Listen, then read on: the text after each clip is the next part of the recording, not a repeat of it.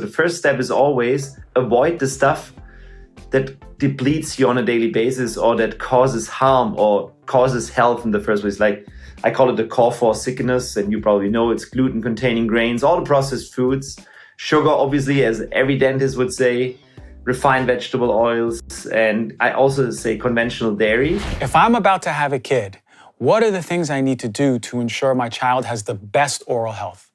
First of all, you have to take care of yourself as the mom, like basically build yourself up from within so that you have no nutritional deficiencies, because otherwise your baby will deplete you. And the goal should be that you feed yourself as much of the crucial nutrients as possible to build a healthy baby. And actually, this will later on develop very great. So it is all about nutrition and lifestyle during pregnancy. Okay, and I know that you're huge on nutrition, one of your favorite things to talk about. What are some nutrients, or what things do we need to look for? What do I tell my partner, or if a woman's listening to this, what does she have to write down or learn more about together? What can we start doing nutrient-wise? The most critical nutrients is basically, first of all, think from macro to micro. It's always, as I say, I call it the food design concept, or thinking in nutrients. Basically, all, from proteins to healthy fats, ongoing to the micronutrients, which is the most critical one, would probably be vitamin D3, vitamin K2, magnesium. I hear you talk a lot about these things, but I'm always thinking from macro to micro. So first of all, it's probably protein, because this is where I see the most deficiencies, like essential amino acids would be ideal scenario. So I'm just referring a little bit also to the peers in biological dentistry, which is Weston Price. You probably heard of him. This guy lived 100 years ago, and he was actually leading the American Dental Association, and he did a lot of research when it comes to nutrition. He wrote a good book, Nutrition, Physical Degeneration. What he found out was that if you eat kind of like our ancestors did, with lots of natural whole foods, animal-based most likely, that you will have a great facial development as well as a body development. And he realized back then, 100 years ago already, that with all the processed foods introduced into the modern society, that this led to crowded teeth, spacing issues, mouth breathing, gingivitis, periodontitis, and tooth decay. And this is the same thing nowadays. Like our teenagers, 100 years later, they look the same, like little tiny, let's say, monsters when it comes to facial development. And actually, same holds true for the baby, which is in your womb. So what you should be looking at is, how did we naturally evolve? And which nutrients did we get out of our food? And this is what I call by thinking in nutrients, because I have so many patients coming in from everywhere, and they have, there's so many mindsets when it comes to nutrition. One wants to be a vegan, the other one wants to be a carnivore. Then we have low carb, high carb, and all these things, keto, intermittent fasting. And this is why I don't want to change your mindset, but I want you to know as a patient, okay, those are the nutrients you should look for. And the easiest is obviously eating animal, because it just gives you more bang for your buck. And especially obviously in your pregnancy, when you need to build another human, it's crucial that you feed yourself the right things.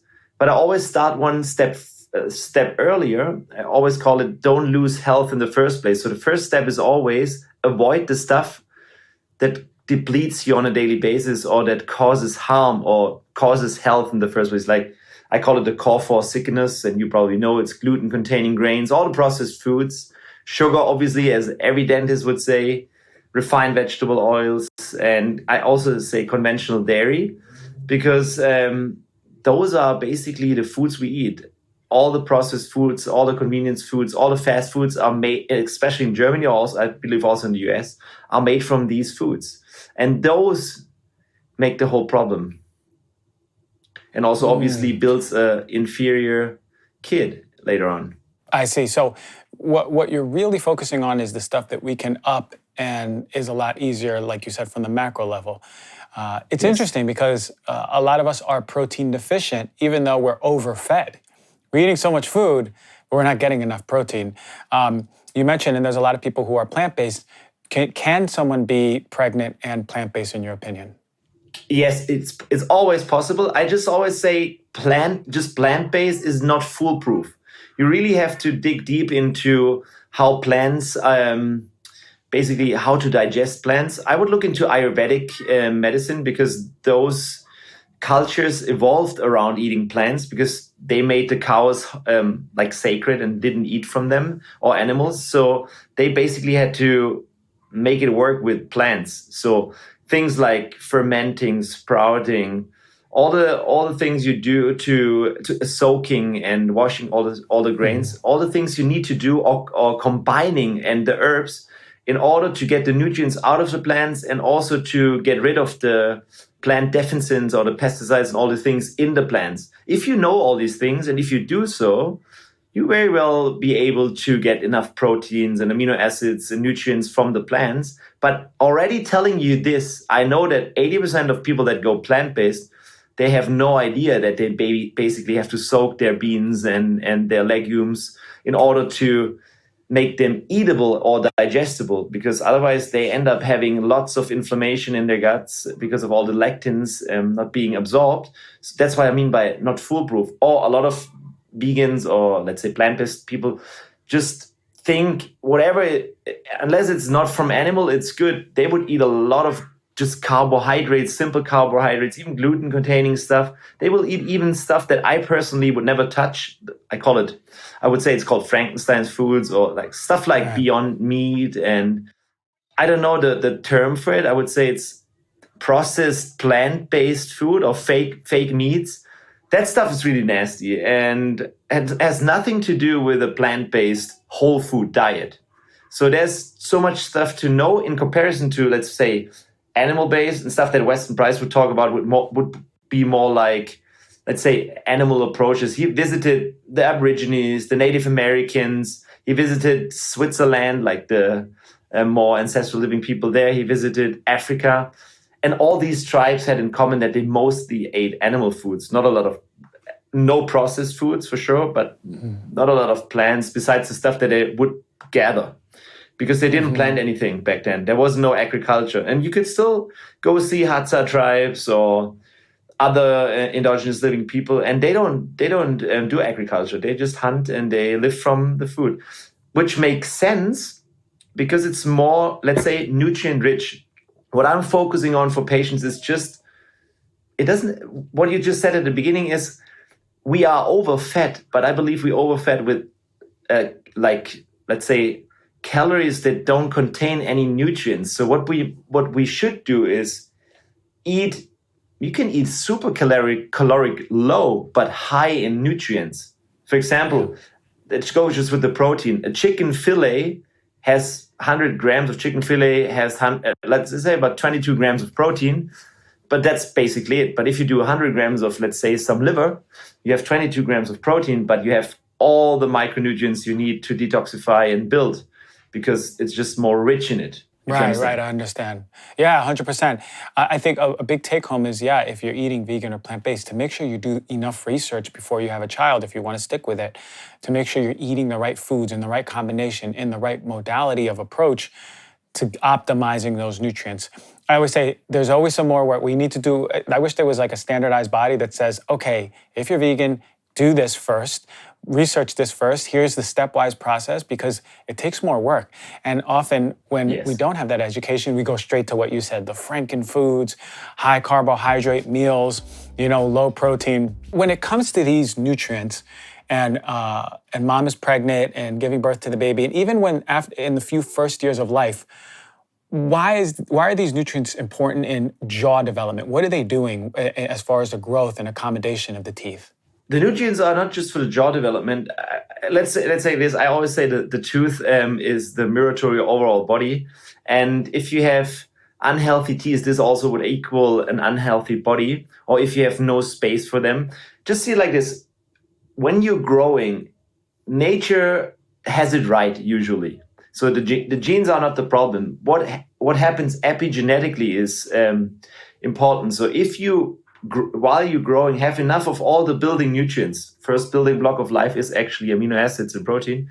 Then you will be able to have enough material to build a wide jaw, to have enough space for your teeth, to breathe through your nose. That's just common logic, because why would nature like bring you to makes faults there? That makes no sense. But there's more to it. It's also breastfeeding in itself develops the jaw. Like if you're able to breastfeed your baby when that's the most ideal thing you can do for jaw development, because just sucking on the nipple in comparison to sucking on a baby bottle is about 10 times more strength for the baby, which basically develops your whole jaw, your lower jaw. It comes forward from sucking. Also, if you look at babies, while drinking on the breast, they always really need to squeeze in the air through their nose. So it also develops nose breathing, which is super important for your whole palate and widening it, because the problem later on in life, when our teenagers are 12, 13, 14, 15, when it comes to braces, which is common in Western world, we don't have space for our teeth and we don't have space for our wisdom teeth. Then we need a surgery. So in order to avoid all these things, you basically need to start super early with feeding the mom and therefore the baby in the womb with the right nutrients, but then also afterwards. Obviously, the breast milk is made from the food you eat, and this is what the baby gets. We can go into certain trimesters where you have to focus on different nutrients. For example, in the third trimester in pregnancy, it's when the whole nervous system and brain develops. This is when you need to focus on healthy fats more. Protein is always baseline, but you need the healthy fats to develop the nervous system. So this is also very critical. Also, obviously, when building the right, let's say, breast milk formula, because breast milk is, again, depending on what you ate or eat. And what's also interesting is that a breastfed baby has a total different oral microbiome than a formula-fed baby. So it's all one big thing. And obviously, the more nutrients you could get from macro to micro, the better the building of the body is. And therefore also the teeth and the jaw and the nose and the breathing. Yeah, and it makes sense that nature provides us with these nutrients. It's our choice to really start getting and integrating these foods. And then with those substrates, it's just creating what it knows genetically, right? To accommodate your jaw, your teeth, your breathing, your palate. It's supposed to develop like that. And are you saying that nutrient deficiencies are what's causing the narrowing of the palates, the issue with breathing, nasal breathing, the crowding of the teeth, the wisdom teeth surgeries? Yeah, basically, yes. I'm just referring to the work of Western Price, and also obviously thousands of patients I've seen, and myself included. I had braces twice in my youth. It was just normal for me and for everybody else. In Germany, I would say 80% of all kids get braces, and at least 80% of all the patients need wisdom teeth removal, which is totally uncommon if you go to Africa or some places where you eat more ancestrally. This is just Western world stuff, mostly. I'm not over-exaggerating here. And the Western Price already realized it when he saw that, okay, kids from indigenous people that could eat processed foods like sugar, grains, which started in the industrial world, already were growing very weird. So super narrow faces, very crowded teeth, like all the problems that we nowadays see. So he really could draw very much a correlation there, or I wouldn't say all causation, but the goal for us needs to be to turn on as much as possible the good epigenetic version of us. So all the genes that work for us instead of opposites. So it's clear that processed foods will lead to insulin resistance, diabetes, also steal nutrients. Like sugar depletes us from critical B vitamins, from minerals. Also, you know that if you eat a lot of gluten-containing grains or grains overall, that they are chelating minerals, and you need minerals for growth, for bones and for teeth. Despite having an amino acid deficiency, is also then minerals, but also all the inflammation. For example, I was personally allergic to cows or to conventional cow milk, actually to casein. I didn't know as a kid, but I know I had recurrent tonsillitis as a kid, and I would get antibiotics basically once a month, which was just normal for me. And they just wanted to rip out my tonsils, and obviously, because of all the inflammation there, I could never breathe through my nose was all basically swollen up. So I had to breathe through my mouth, which led to further wrong development of my teeth. And my jaw was just growing too small. Basically, if you look from the side, I have a very big jawline, but my mid-face is too small. And this is what happens a lot of times, that just mid-face development lags behind. And just compare, if you see more endogenous living people, they have their wisdom teeth all in space. It's like perfect. I had one nurse from Africa once, from Kenya. She just came in. So she grew up in Kenya, in Africa, for 24 years before she came to Germany. So she had the very natural lifestyle. She ate the sweet potatoes. Obviously, she ate the fish and everything they had, because processed foods were for the rich people there. Nobody could afford it. So they just eat what's happening. And she came in, beautiful teeth. She was a perfect example. And it's not one example, but it's still like it. Because obviously, if you provide what nature needs to build your body, you just grow. Why would you need braces? Crowded teeth are not a braces deficiency or anything like that. And wisdom teeth having no space is obviously an epigenetic problem. It's not your genes. Maybe it flips over one generation because your parents had it too, and it takes a bit to adapt. I hopefully can save my kids from their wisdom teeth removal and from their braces, because I remember that's like the worst. And you know about cavitations, all these things. If you had wisdom tooth removal, it's not done by that. It's most likely that you develop anything else. So it's really important that we teach parents early on, so that they basically, that we need to, if we could put dentists out of business when it comes to repair, that would be amazing, right? And tooth decay, a healthy body is immune against tooth decay. We know that. It's still the number one chronic disease worldwide. And I know we can do something about it, but it all starts with education of the parents and stopping the kids' menus and all these things. So, yeah, I mean, like, that's amazing information. When we think about and I love that you used your jaw as example, because I know a lot of us are actually viewing and listening and kind of touching on our jaws and looking in the mirror like, whoa, okay, is this developed? I remember when I was young, when I had braces, they needed to take out 2, 4, 8 teeth, right? Including all of my wisdom teeth and some of my molars. And it was just incredible to me that still, even at that, there was still crowding, right? So I was like, wow, I wonder how much more developed the jaw should be. Because for me, I was eating Western processed foods, like all of the yummy snacks from the 90s that I had in the pantry, that was so much of my diet. But to think about the importance of the nutrient-rich food, how that epigenetically would have created a more healthy version. Because now I'll sometimes suffer from, when I'm sleeping on my back, I'll have shortness of breath because my tongue can't, there's a weakness, there's a jaw accommodation, the palate's narrow, the airway's closed more, so a lot of time I have to go on my side. And I know, I would imagine you in your practice see a lot of this, a lot of people going, I'm not breathing right anymore, What are some of the effects that you see for people who have narrow palates or underdeveloped jaws? Yeah, like you said, first of all, like you said, nose breathing gets way more difficult if you obviously have a more narrow face. And then I would already say 80% of the patients I see are kind of breathing through their mouth, which is an adaptation, just in order to get enough air and airways. And you know that there's a lot of sleep apnea out there and lots of inflammation, because nose breathing is not just to develop your upper jaw and your palate, it's also there to basically upregulate NO production, which helps your oral microbiome to, first of all, with foods, but also it's an antioxidant. And also, besides the air that you get, it's cleaning up.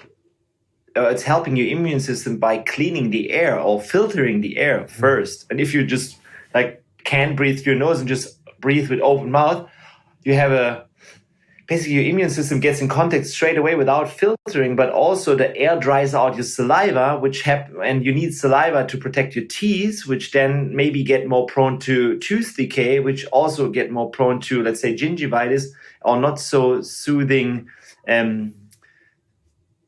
let's say not so soothing liquids in there. So it's the whole ecosystem just flips if you just change from nose to mouth breathing. And I personally, again, my personal example, I needed to learn nose breathing before I had my second wisdom teeth, because I had before I had my second braces, because I had my first braces when I was about 12. Everything looked nice and straight, but obviously I wasn't wearing the retainers and I was still growing, and everything collapsed again and it was very narrow and crooked. And then I was in university, actually. I was able to go into a study and had a braces inside, which was hell. But still, in order to do that, I had to go to I don't know in English, it's somebody who trains you how to put your tongue up and how to breathe through your nose again. So I was totally breathing through my mouth, probably from 8 years onwards to 24, 25. So it was hard to retrain that, but it's possible. But imagine all that suffering or all these problems that, for me, like you said, it was just normal. I was eating the pantries from the 90s. I was drinking tons of sodas. I was a skateboarder and basically ate a lot of fast foods, and I'm still. And obviously, if I can avoid all these things, at least the pain for braces and all the wisdom tooth removal for my kids or future generations or everybody, that would be the major goal, because it's so much pain and trauma. And you had 8 teeth removed. And I see people on a daily basis that come in from all over the world so that we find chronic inflammation in the jawbone, which stems from tooth removal, because you probably had your teeth removed when you were in your teenage years, when you were eating the pantry food, and when you were, in my opinion, in hibernation mode. So your body was just not prepared for a surgery, which means you didn't heal it. So if I do a cone beam scan on you, I will probably find lots of cavitations, which are sitting on your wisdom tooth area, which is energetically connected to your small intestine and heart meridian and adrenal glands, making you maybe a little bit less energetic as you could be. A lot of people have, let's say, chronic fatigue from it, irritable bowel syndrome, tons of different things, and nobody finds a solution. And then it's just what I mean. It's a silent inflammation in your jawbone stemming from the wisdom tooth removal that could have been avoided maybe by teaching early. And I think this is something that we really have to focus on right now. It's future work, but still, I think we should start now to invest, or to tell people how to invest in optimal health. Not just absence of disease, like regular health, but optimal health. Yeah, absolutely. And that's the key, right? That is the definition of health, right? It's not absence of disease. It's truly being in your optimal and thriving. Something very interesting. I know there's a lot of people viewing, listening that says, hey, I've had my wisdom teeth out. I remember the time, and I remember putting the ice, and I remember how swollen I was, and maybe, God forbid you do both sides and then you're really going through it. I did one side at a time. But you mentioned about cavitations. Why are cavitations formed? Is it because you're in hibernation mode, as you said, you're not ready for the surgery? And what are cavitations? And just, can you go a little further about how that might be affecting our health now in the future now as something we did in the past? Yes. So cavitations is the layman's term for something called FDOJ, fatty degenerative osteonecrotic jawbone, which unfortunately is not trained in university yet, but still a very common phenomenon. And yes, I would say, just, let's say, generally speaking, it forms after any sort of tooth extraction, because your body wasn't prepared for the surgery, and the surgery maybe was too traumatic and at the wrong timing. So most people get their wisdom teeth removed when they're in between 12 to 20 years old. And you know how teenagers live. Like you said, they ate the crappy foods. And then, like, just my example, my mom just told me, Dom, tomorrow is your appointment with the surgeon. We'll take out the wisdom tooth. And I was like, oh, okay, let's do it. And obviously, I wasn't prepared at all. I was probably eating a Big Mac right afterwards. And then, like you said, swollen cheeks, nutritional deficiency. I was also smoking and drinking alcohol. So I had no clue about anything. And my body was just not able to heal and recover from it. And then the problem is the the healing doesn't really take place. A lot of you guys maybe remember that it didn't really heal, that you had to go back to the dentist, that you had huge swelling, but maybe also an inflammation. You maybe needed some antibiotics, maybe some local antibiotics. It's called dry socket. That's what people develop a lot of times. So the wound doesn't really close primarily, but secondarily, which again it's an opening. Like your mouth and your gum is basically outside body. As soon as the gum opens and we have bone, it's inside body. So all the oral microbes that are not bad by itself, especially the anaerobic ones, if they then go into your tissue in the bone and then live in there and build problems, that's where it all starts. And the cavitation is basically the sponges part of the bone inside the caudicle part. Inside, so the jawbone is outside, is hard, it's caudicle, but inside normally it's kind of like, it looks like a sponge. But what we see in the cavitation is there is no sponge. There's fatty tissue in there. There's degenerative like osteonecrotic jawbone. It really looks super nasty. And what we found in there, or like there's lots of studies from Dr. Lechner from Germany, he finds anything in there, like various toxins, heavy metals, glyphosates, but also parasites, fungi. I have a lot of patients coming in from the US especially because you guys have a big mold issue there. And mold spores, they live in these cavitations. Now imagine having a cavitation in your jawbone. You don't even feel it because it's mostly a silent inflammation. There is your trigeminal nerve, which is a brain nerve, one of the most important cranial nerves, which starts here, and is able to transport all these toxins that are in there on a daily basis in your nervous system.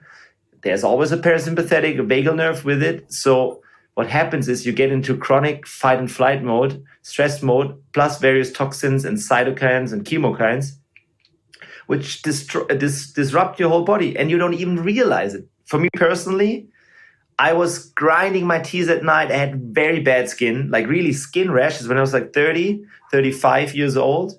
And I was a little bit like this in the morning, a little bit jittery. And I was thinking, dude, am I getting Parkinson's or what's happening here?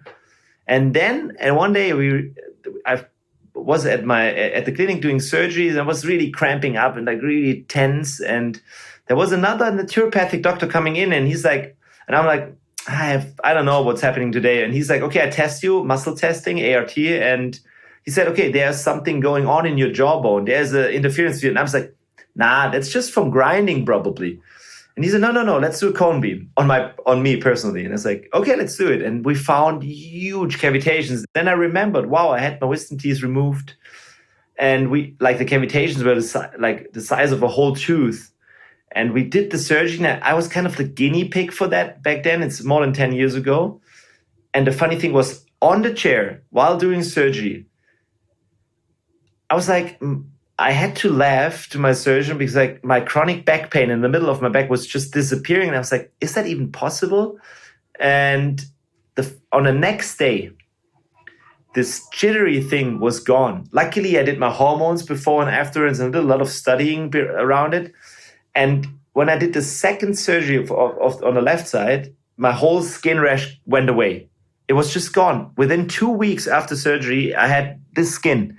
Like I would be a model for any sort of skin moisture or whatever. And it took me 5 years to find that. And it was just in exclamation mark, it was just a cavitation, a chronic silent inflammation in the jawbone stemming from the wisdom teeth, which are on the meridian chart connected to heart meridian, small intestine. Small intestine and skin is one thing, as well as adrenal glands. And I was just having too much cortisol production because I have very strong adrenal glands, and that's what the jittery came from. And the cortisol was through the roof.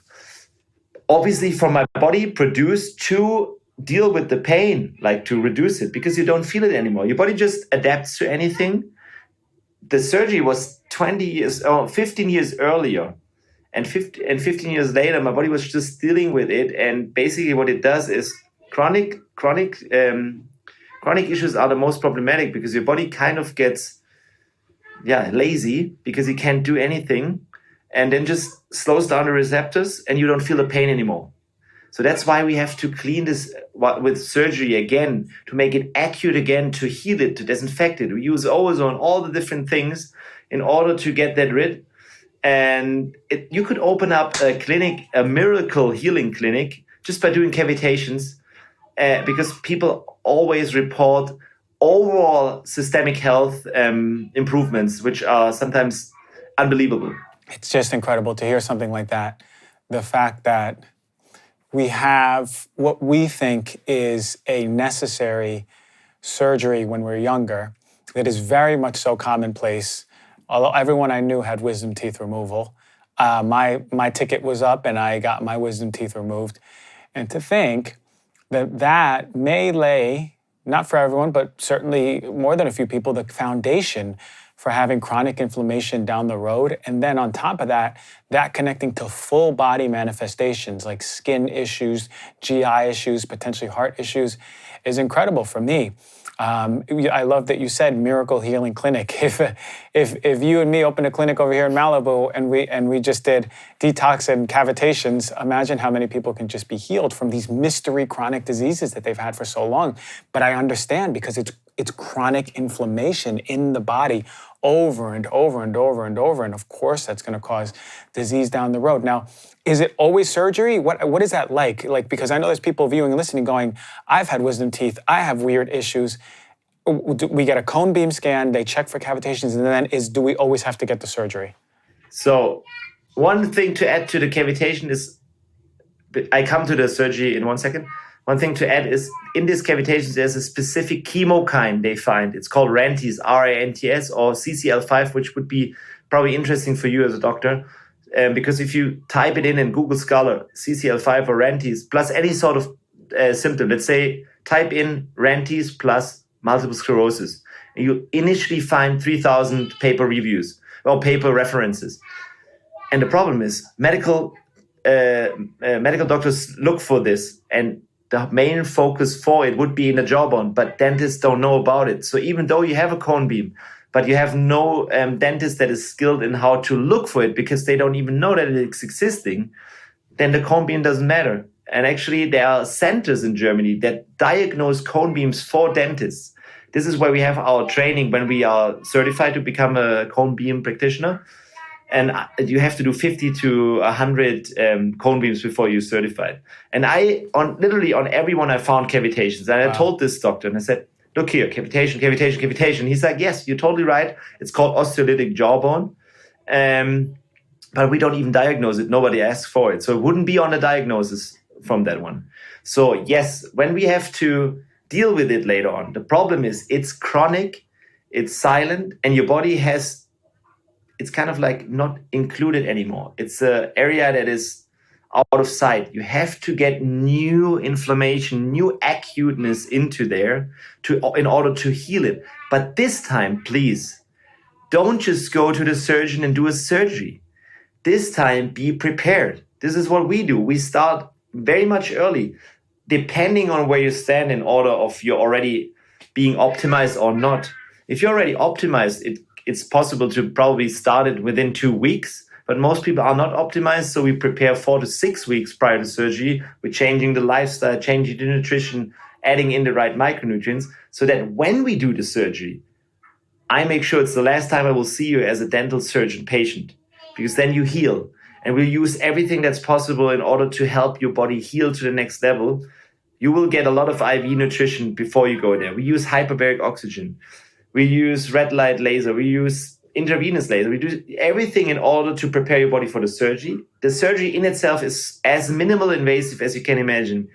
I'm an oral surgeon. I learned big surgeon, big cuts.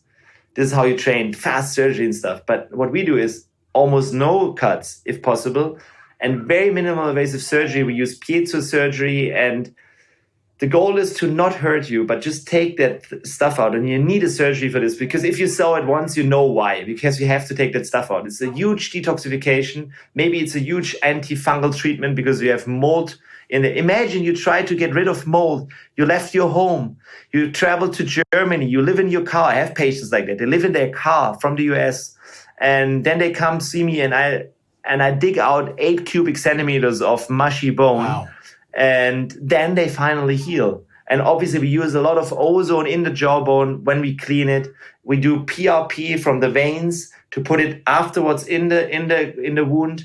But also your body is super boosted. Before I even see you, you know how to optimize your health and be anabolic AF in order to heal. And then again, on top, the IVs, the different protocols. Also, hyperbaric oxygen is extremely good for to build bone and tissue, but also extremely anti-inflammatory, as well as antimicrobial, as well as all the nutrients. So everything is there in order to help your body heal as fast as possible from it, but also so that you learn as much as possible on how to invest in optimal health, which starts in the mouth from our side by eating and all these things, but also taking out the interference. And then within the next 4 to 6 months, you are challenged to obviously keep that lifestyle in order to build bone, because your bone grows super slow. Only 1 millimeter, 3-dimensionally. And imagine it's about, let's say, 1.5 cubic centimeters that need to heal. It takes a while. And I always say we modernize your home right now in order to have a good construction area. What we need is building blocks and energy and nutrients.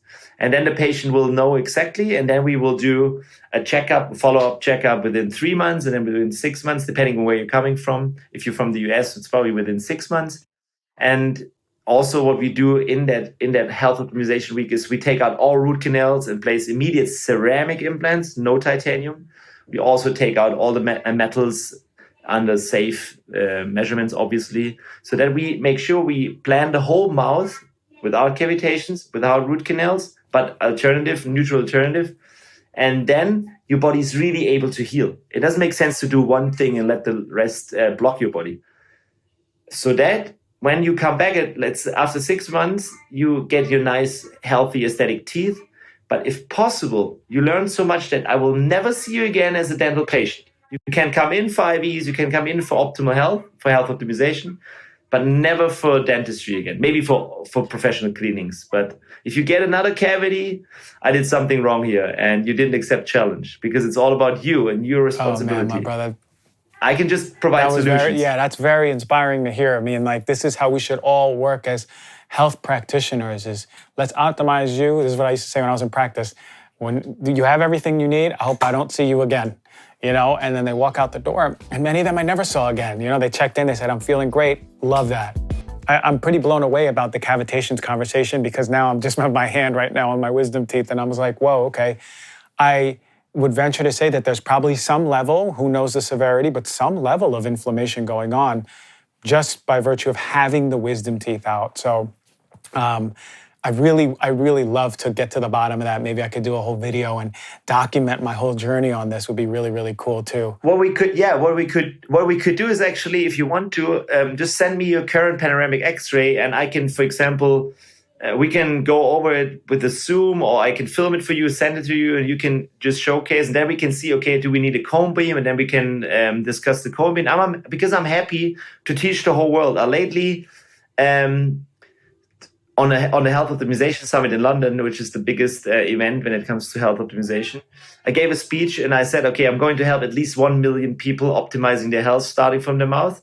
And then 10, and it's not possible alone. Yes. It's only possible if we all align. All the coaches, all the doctors, we need to work together to really make health fashionable, and so that we all know that the mouth is a part of the body, but also all the other specialties. We have to finally understand it's one giant art piece, your body, and a huge ecosystem, and every little detail is important. But the mouth, there was so much repair done epigenetically from a dentist. This is the stuff you cannot biohack your way around. You can do your lifestyle, you can change your nutrition, you can do blood works, you can go in nature, you can use all sorts of biohacking. But if you still have a root canal or cavitations or metals, you need to see a biological dentist at one point.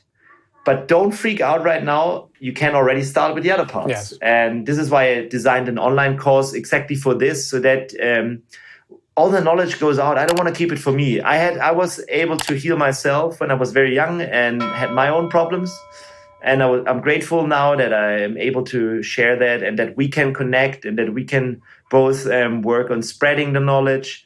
And I'm all about co-elevation and not about a competition. And this is why we young and wild dentists and doctors, I believe, we can change the future because we're not in this competitive mindset that we think, oh, our neighbor doctor does that maybe and he doesn't know.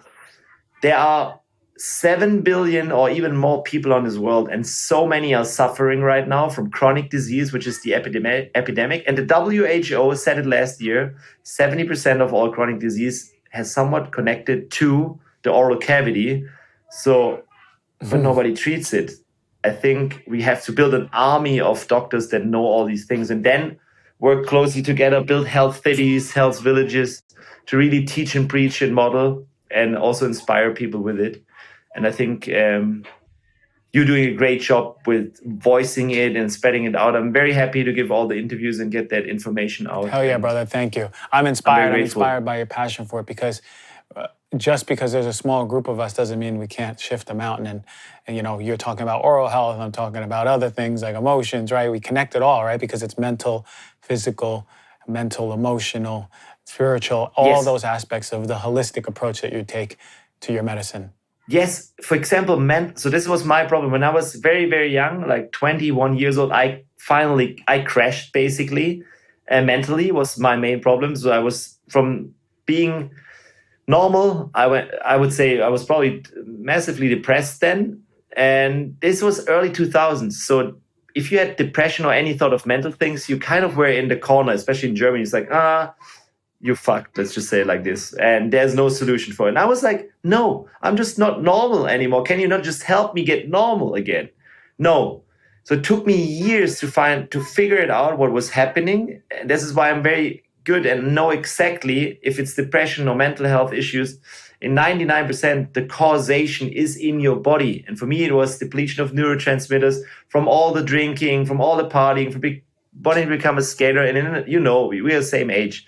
In the 90s, this was a lifestyle thing. We weren't athletes in this case. It was just like, okay, it was cool to smoke a cigarette while doing a kickflip over the pyramid and at least drink as much as possible. So I know how it is. And if you type in mental health, I believe you will find 40 million hashtags on a daily basis. So people are really suffering. And it can be, there's studies showing this. For example, just a root canal leads to depression and lower quality of life by introducing cytokines, IL-6, TNF-alpha, and all these toxins. So it's really, really important to keep in mind that the mouth plays a big role also systemically and there could be a splinter in your mouth that just needs to be taken out and then you heal easier. It's because we have to help the body to heal itself.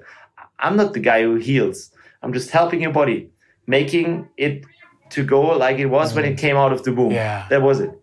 And you didn't come to Earth with no wisdom teeth or wisdom teeth removed already or root canal or any sort of metal in your mouth. That's just basic logic. It's not natural. It's epigenetic change of your I love that, code. Man. We have to turn the turning clock it back to how we came into this world, right?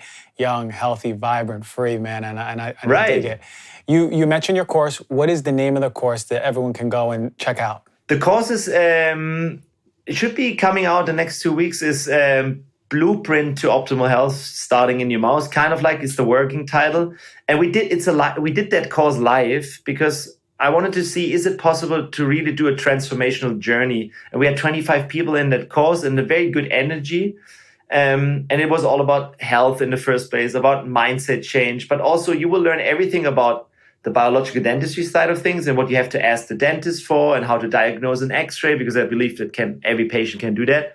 But also you will learn about food designing, macronutrients, about the micronutrients, and then to give you the manual to become an architect for your health and for your body. And just by starting in your mouth, obviously, because there's so many things. And yeah, this is onboarding for my patients anyways. And I think it's important that we spread it and that people get the knowledge. I hope that helps. And where do we find that? The website? The easiest to follow me is always Instagram. It's at Dr. Dom 1. Maybe you have it in the show notes because there's a link. It's called a tab bio, and through that you find the clinic page, my book, the YouTube, the course. Everything is there. I love that, brother. Listen, I very much so value and see what you're doing in this world. and it's amazing stuff. If you ain't following this guy, man, you need to go on and see. If you have teeth, follow this person. If you have gums, follow this person, man.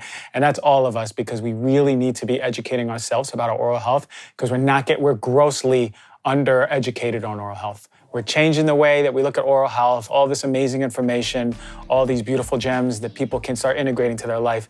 Thank you so much for coming on the show, my brother.